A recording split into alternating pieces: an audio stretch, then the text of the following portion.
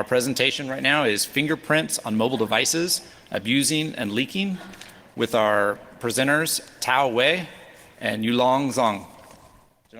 Yeah. Thanks for the introduction.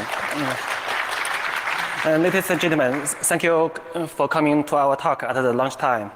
I'm Tao and this is Yulong. Today we will present our work on Android fingerprint security.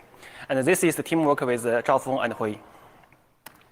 Today there are more and more smartphones equipped with fingerprint sensors. And these 5 brands are the existing smartphone in the United States markets. But in the near future, there will be more than 50% of the smartphones will have a fingerprint sensor by 2019. Fingerprints improve usability quite a lot. People can use fingerprint to unlock the system screen, to pay, to authenticate. You can do a lot, and without using the boring and insecure passcode. However, there are still other risks for using fingerprint. And the biggest one is the leaking. If you leak a password, it's easy. You can replace it.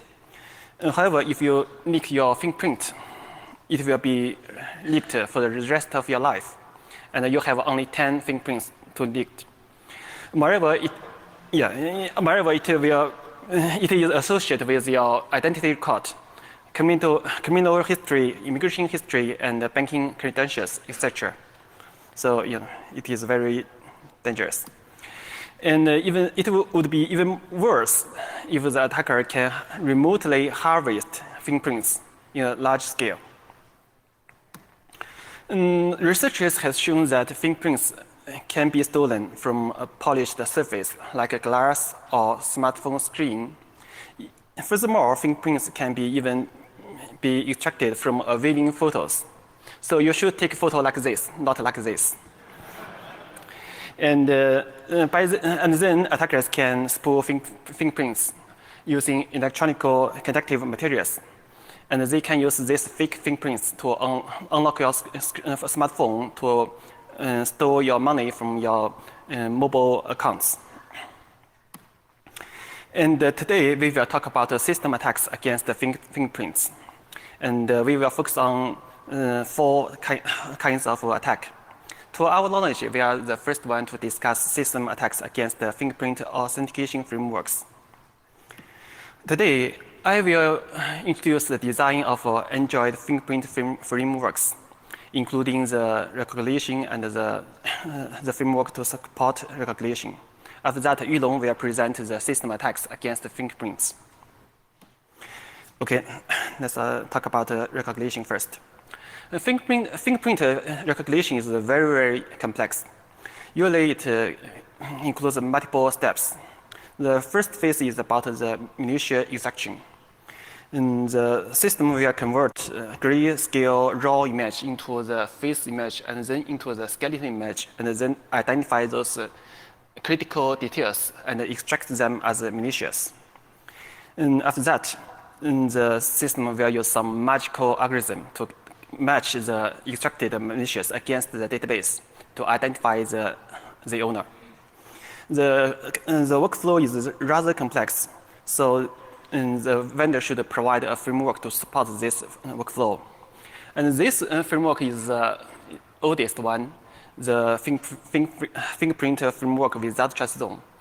And all the old, the fingerprint framework on the old laptop are all similar to this. So this issue is not only limited to a smartphone, but will affect all the smart devices with fingerprint sensors.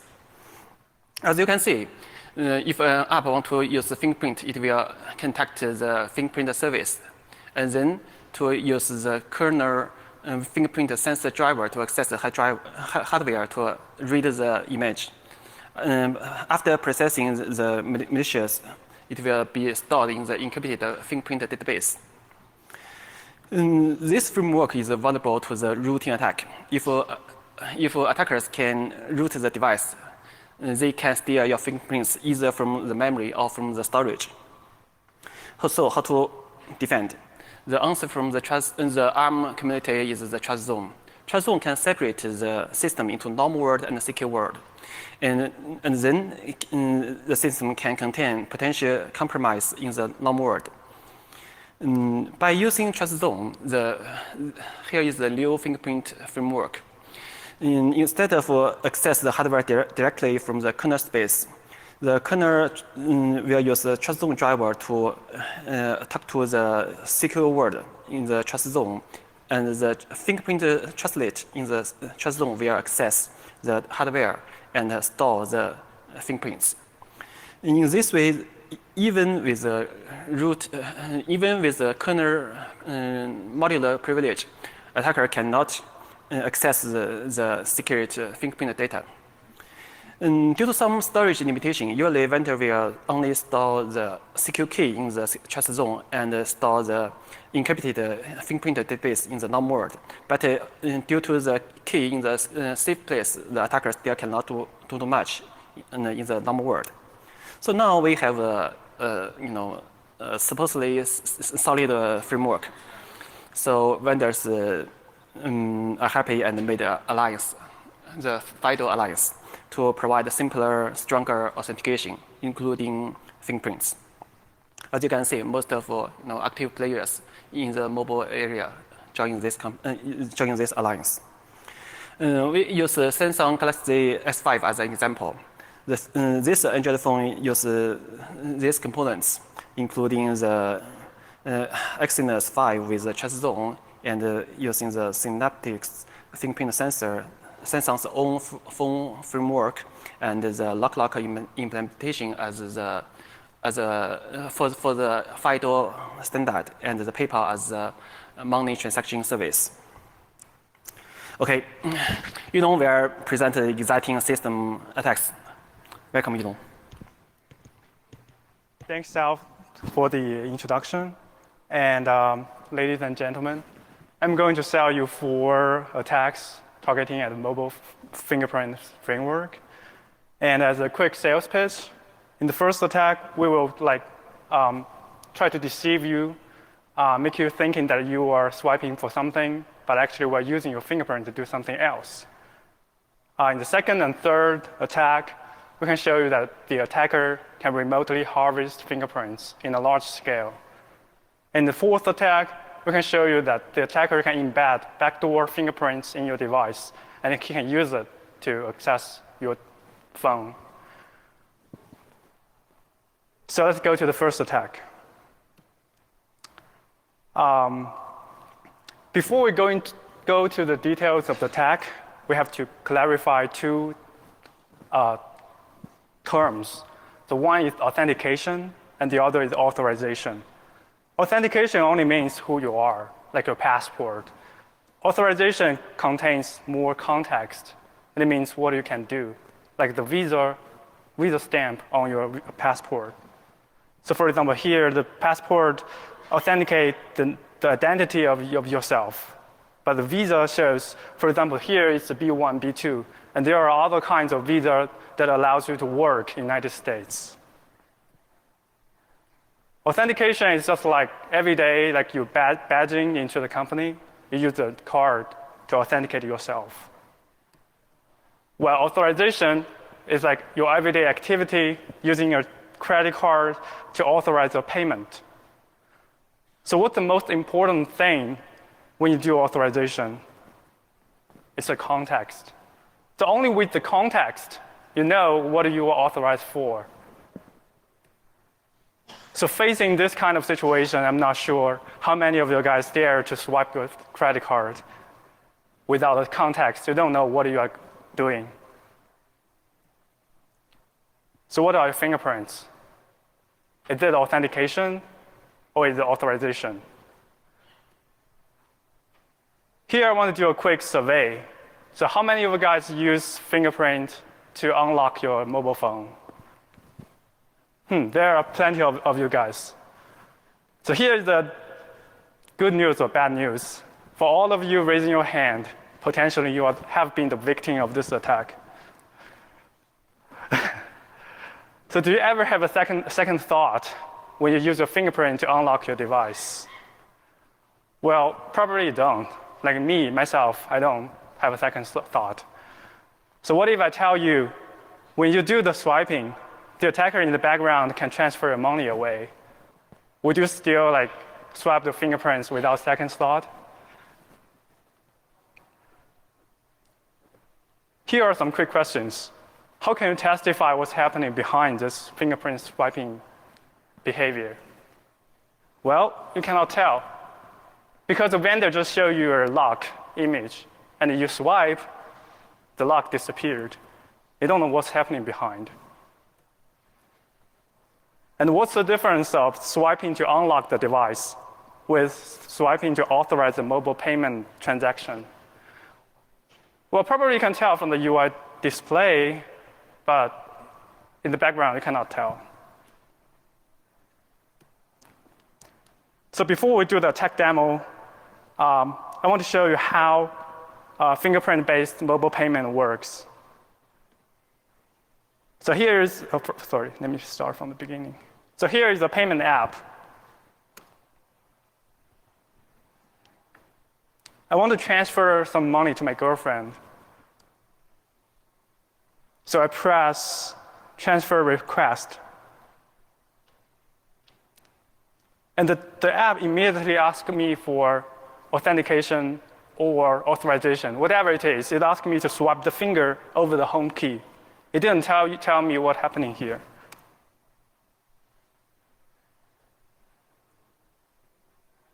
It is actually for authorization, because it asks me to fill in all the details, like who to send the money to and how much money I want to send to. And only if I approve this transaction, the money will be transferred away.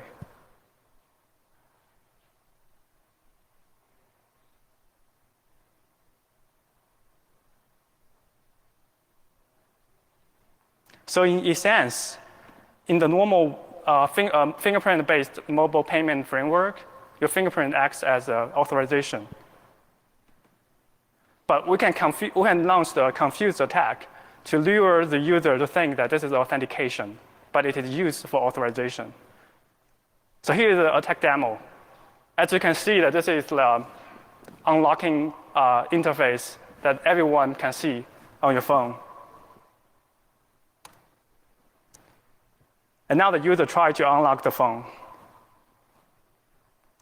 And boom, the money is transferred away. So this is an illustration of what's happening in the background. So in the real world, when the attacker launches an attack, he will not show the transaction process to you. I just want to tell you what's happening behind, so I displayed them in the UI interface. So the attacker, with the authorization, is filling all the details, like who to send the money to, which is the attacker's account, and how much money he wants to transfer, for example, $1,000. And he can just do this automatically in the background without being noticed.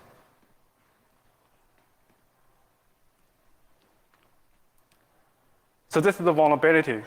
Applications often mistakenly treat authorization as authentication and fail to provide context proofs for authorization. So even the user can tell what's the difference between authentication and authorization. Without proper context proof, the attacker can still mislead the victim to authorize a malicious transaction by disguising it as authentication or another transaction. For example, he's mimicking transfer money to President Obama, but actually it's transfer money to Yulong. So in this demo, the attacker fixed lock screen to fool the user to think that he is swiping finger to unlock the device. But actually, the fingerprint is used to authorize a money transfer in the background. There are some solutions right now. So FIDO Alliance provides a specification that you have to implement what you see is what you sign. Basically, the vendors should enable the user to display a context proof to the user to let the user know what he's doing with his fingerprint. But there is the assumption. The transaction confirmation display should be trusted. And this is a strong assumption. For the original fingerprint auth framework without trust zone, there is simply no reliable way to provide the authorization context proof because you just implement the UI in the normal world above the Linux kernel in the normal Android framework. So if the attacker can get system privilege or even root privilege, he can easily forge the UI display to you. The framework with trusted zone can be improved to achieve this goal to provide trusted context proof. But so far, we haven't seen any major vendor that implemented this feature. So let's go to the second attack. I think everyone thinks that your fingerprints is well secured on your phone. So imagine like this is the lock on your fingerprint. But the reality is like this. So for those talent hackers sitting down there, can anyone tell what's going wrong here? Anyone? Exactly. So this is word readable. Any unprivileged process or apps can steal the user's fingerprints by reading this image file. Although the file format is distorted, which I will cover later, it is easy to recover. We found this problem on HTC One Max. HTC has patched it by working with its vendor after our notification. So we dumped the file in binary format and show it to you guys like this. This is just one line of the binary file. So we can see that it has multiple lines similar to this one. So we can guess this is a bitmap. And each line starts with FE01. Each line is not properly 4-byte aligned because as a bitmap image, it has to be 4-byte aligned. So we thought we can fix it by padding. So this is how the image looks like when we dump this image from the device. So at first glance, it doesn't look like anything. So we do the 4-byte align padding by padding some like 0 in the end of each line. It will look like this. So after seeing this, you can tell this is definitely someone's fingerprint, right? We don't know why it's separated into two parts. The left part is double the width of the right part, but clearly it's a fingerprint image. So someone may ask me, this is like easy to fix problem. We just hide the fingerprints in the trust zone. Then you cannot access it. Is it true? Well, trust zone is not unbreakable if vendor's code is buggy. So we have plenty of works out there attacking the trust zone. Like this year, the guy didn't have a visa passed, so he didn't come here to give the talk. So he found a bug in trust zone and got code execution in trust zone. So in this way, the attacker can still get the fingerprint data from trust zone. So that's the second attack. So let's go to the third attack, which is my favorite. So it's the fingerprint sensor spying attack. What it is? Let's get some background. So on mobile devices with trust zone, it pretty much looks like this. You have user space, kernel space, and there's hardware beneath. And the world is separated into two. One is the normal world, and one is protected by trust zone. In the normal world, you cannot access anything inside trust zone. If an app wants to use the fingerprint feature, it will call the fingerprint service in the normal world user space. The fingerprint service has an encrypted fingerprint database, and it will contact with trust zone daemon to do further communications with the sensor. The trust zone daemon will talk to the trust zone driver in the kernel space.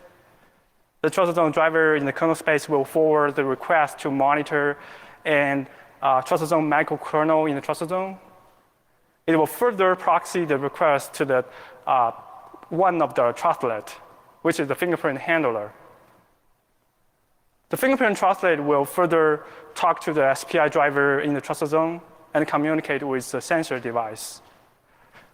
So this looks pretty much perfect, right?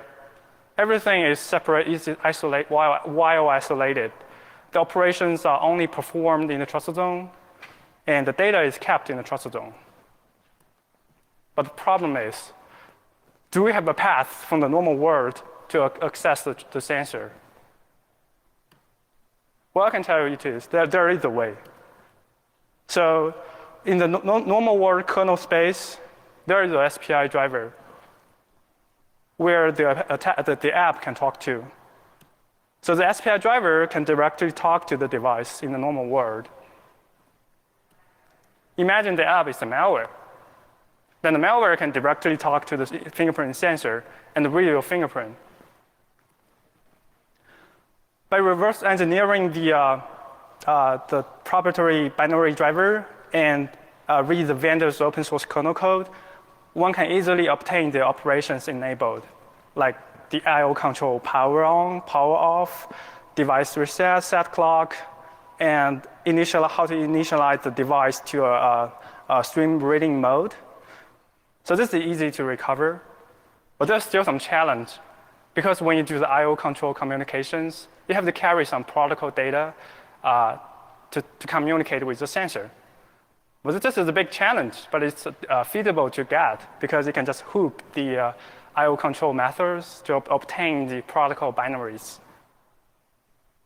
So I can give you a quick demo of how I achieved this attack. So you can see that there is a phone using USB cable connecting to my laptop. This is a pretty general problem shared by many vendors, so you don't have to concern about which device I'm holding. I'm using ADB shell to connect to the device. So as an unprivileged user, you can also do this. But for illustration, I'll just use shell user for the attack. So I wrote a small program called FPR, fingerprint hack. What it does is to open the fingerprint scanner for reading and register as a listener of many of the device interrupts. And then it will initialize and calibrate the device for reading. And then it's ready for swipe. The attacker can do this in the background all the day, all the year, without being noticed by you. So now I'm going to put my finger on my home button, which is also the fingerprint sensor. Hopefully I can succeed. There you go. Once I touch my home button, you can see a lot of data dumped out. So let me roll up to the very beginning. So probably you'll think that the data looks quite familiar because I just showed the data to you. Each line is starting with FE01. So this is one line of the bitmap image. The line starting with a counting number as 2 and increasing by 1 for each line. So 2, 3, 4, 5. So each line has a number with it. So if we group those lines into one big bitmap, you can get the idea of how it looks like. It's just my fingerprint. But I'm not that silly to show you my fingerprint here.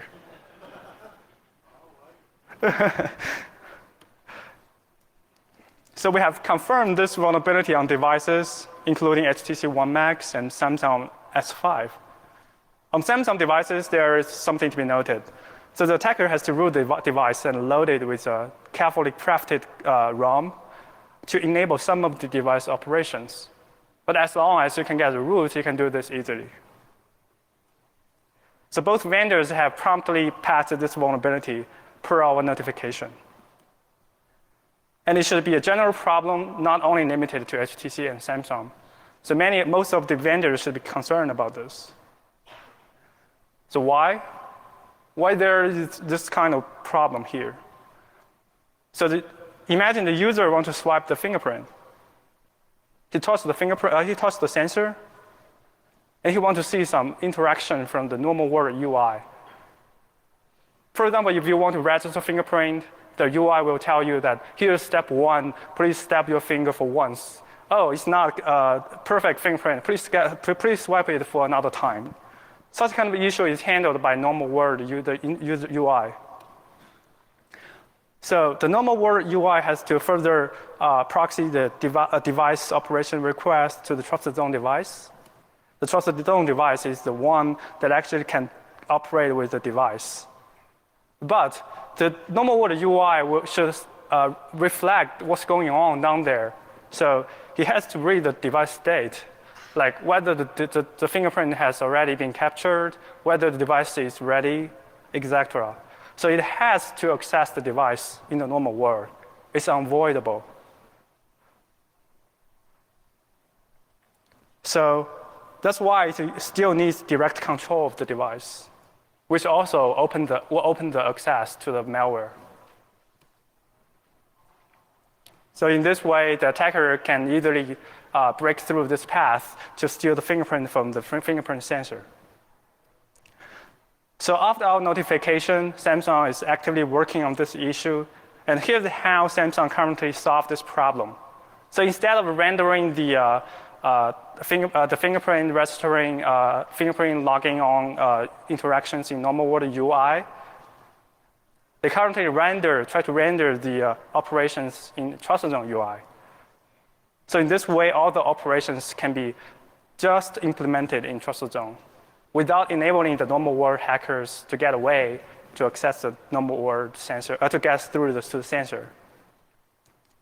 So the vendors can lock down the device into the trusted zone. Only the trusted zone code can access the can access the device. And here's how Apple solved it right now. So Apple still has the problem of allowing the normal world code to access the sensor, but it encrypts the fingerprint data reading out of the sensor. So in this way, it didn't break the design of like using normal world to reflect the status transition of the fingerprint reading framework. And still it forbids the attacker easily obtain the fingerprint data because the data is encrypted. Okay, let's go to the fourth attack, the backdoor of the pre-embedding fingerprints. So this is an image obtained from my Samsung phone. It's showing that I have 3 fingerprints registered. But this is not limited only to Samsung phones. It's a general problem. So how can you attest that only 3 fingerprints are registered here? Well, you cannot. So let's recap how the framework is designed. So the normal world framework handles the rendering of how many fingerprints are registered in the system. So the attacker can easily access this data too, and he can tamper it. So even though the framework thinks there are 3 fingerprints registered, the attacker can modify this and show to the user there are less fingerprints registered. So in this way, for example, there are 3 fingerprints registered, but essentially there could be 4 or 5 or more fingerprints registered. The trusted zone just scans the fingerprint and matches it against the encrypted fingerprints fed from the normal world. It doesn't have any clue how many fingerprints are actually stored. So the attacker can tamper the normal world framework to stealthily pre-embed special fingerprint blob. It doesn't have to be the attacker's own finger. It can be anything. He can use just use something to use as a backdoor finger to swap the device. For example, he can use wood glue to force some fake finger to unlock the device. And this leaves no explicit traces, which is perfect to use. So how to achieve this? So in Android, it is usually the settings app that displays the registered fingerprint number to the users. So there is a method can count how many fingers are registered and display on the UI. So the attacker can change the return value of this method to be n minus m, where n is the actual registered fingerprints number, and m is the number of fingerprints that's pre-embedded. So n minus m is actually displayed number from the attacker to the user. One thing to be noted is if you simply modifying the settings app, it will have some problem because settings app is signed by the system signature. But this is easy to conquer. You can just change the services.jar, which is itself is not signed. You can change this jar to make the settings app to not to be verified the signing certificate. So in this way, we can bypass the signing certificate check. So here's a quick demo.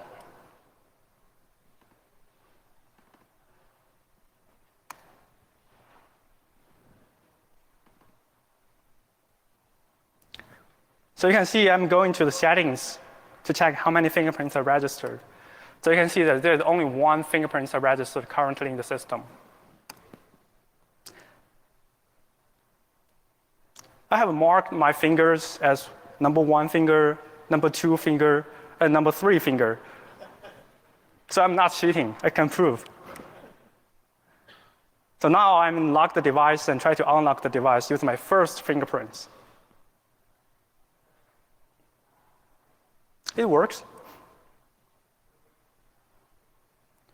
And now I'm going to try the second one.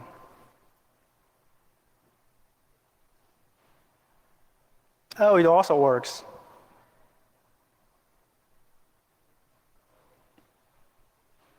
And you can guess what's happening next. The third one also works. So the attacker can use it as a backdoor to unlock your device. So imagine that Tao, as an experienced hacker, he has many 0 days on his email thread, I guess. So I just pre-embed my fingerprint in his device. So every time he has a new exciting 0 day, I can get it. So here's a final discussion about all the 4 attacks.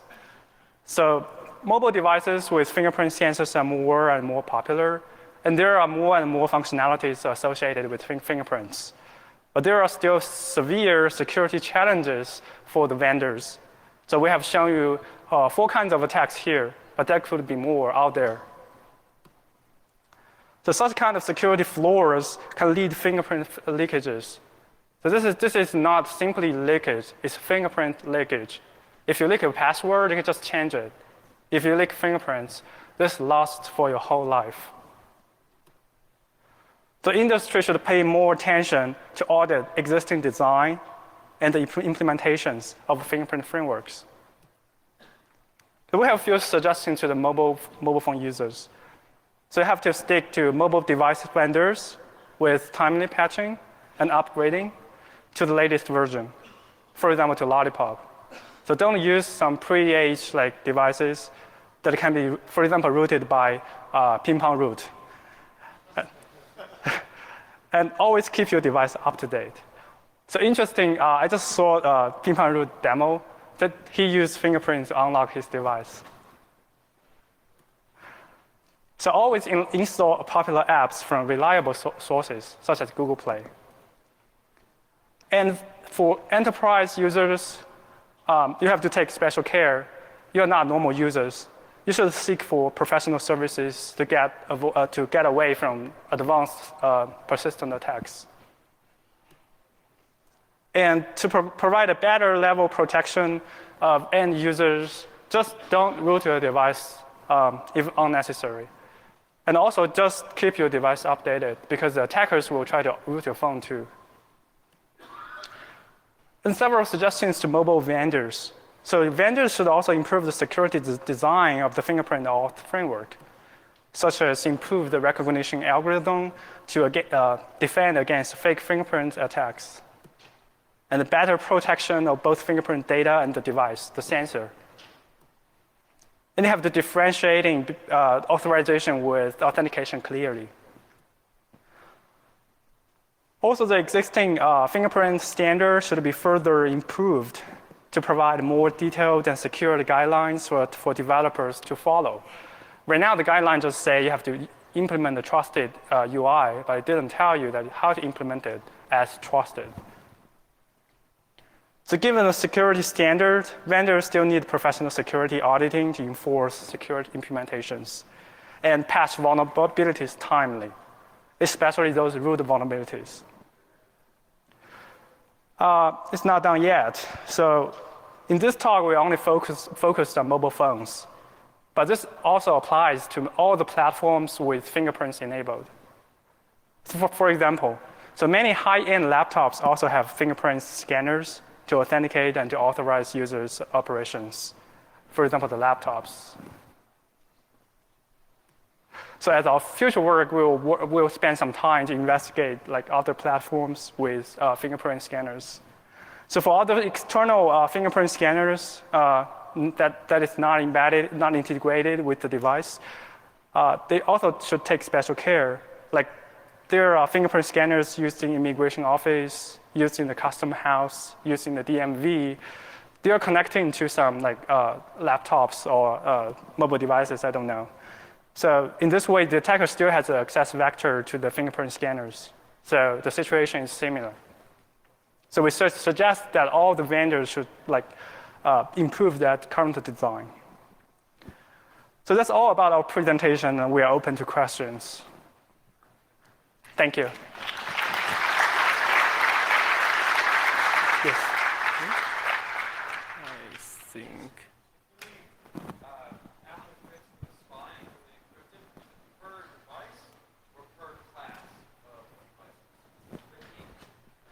The question is, for Apple devices, whether the encrypted fix is per device or it's a general fix, right? Oh, okay. The question is actually the key, whether the key is per device or is shared by a common class of devices, right? Okay. It's generated per device. Use some UID similar mechanism to generate the key. So it's per device. According to our knowledge. Yeah. Any other questions? Is there any scope on the iPhone for the sensor sniffing attack if you have root? Can you hear you? I'm sorry, can you repeat the question again? So on the Samsung S5, you said with a custom ROM, it's possible to sniff the fingerprint sensor data. And I'm just wondering if the same thing would be possible on the iPhone. Did you get the question? Sorry, maybe we can talk offline. Okay. There is some echo here in our area, so we cannot hear it clearly. So we can communicate offline.